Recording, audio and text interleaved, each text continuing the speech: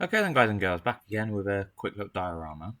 Here we're using Sculpt Mold clone from Geek Gaming, I think, off the top of my head.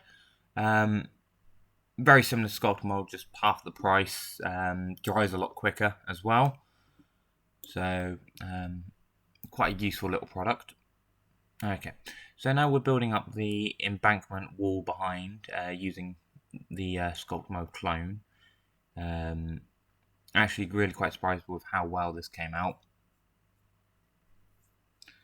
So put a few stress fractures in the wall, so when it was drying, just gently tweak it a little bit, as it's meant to simulate dried mud.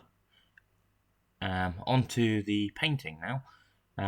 Didn't film the black priming as that's a bit boring, but just white highlighting on raised areas which are going to be sticking up above the sand.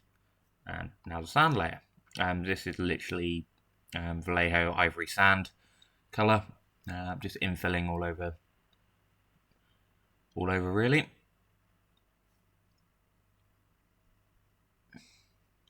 And a bit more around the back.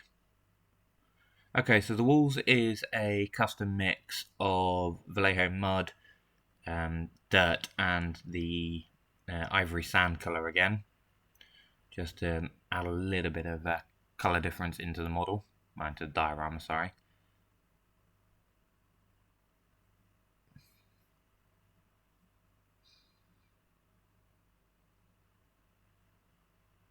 And a few little bits on the foreground as well.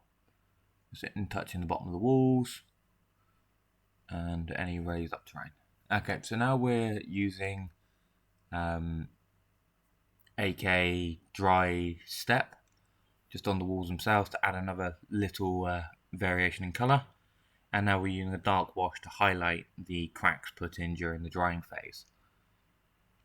It takes a little bit of time this, but it does actually make it pop slightly, and you can see them from a good distance away.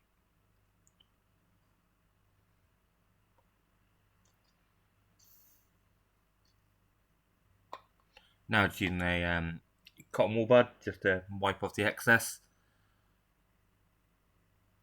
Where it's the AK dry step, it's a nice enamel paint, so it doesn't peel off very easily.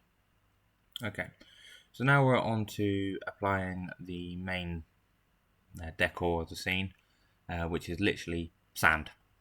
It is literally sand taken from my oldest son's play pit, just organising the Jeeps out as I want them, and a nice little tool I made to do tyre tracks, the width of the actual Jeep themselves, just infilling around, adding some footprints and marks.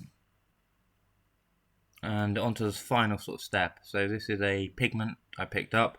It's called Beach Sand. It adds a nice dusty layer and a dusty effect, and same on the Jeeps themselves.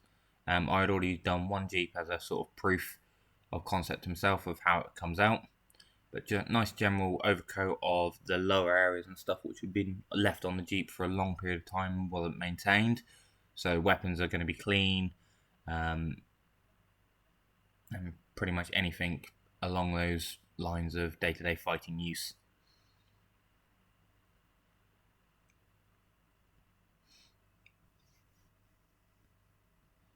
Okay, so there we go. Now just sticking it all down with some Gorilla Super Glue, and the figures put in with Tamiya extra thin cement.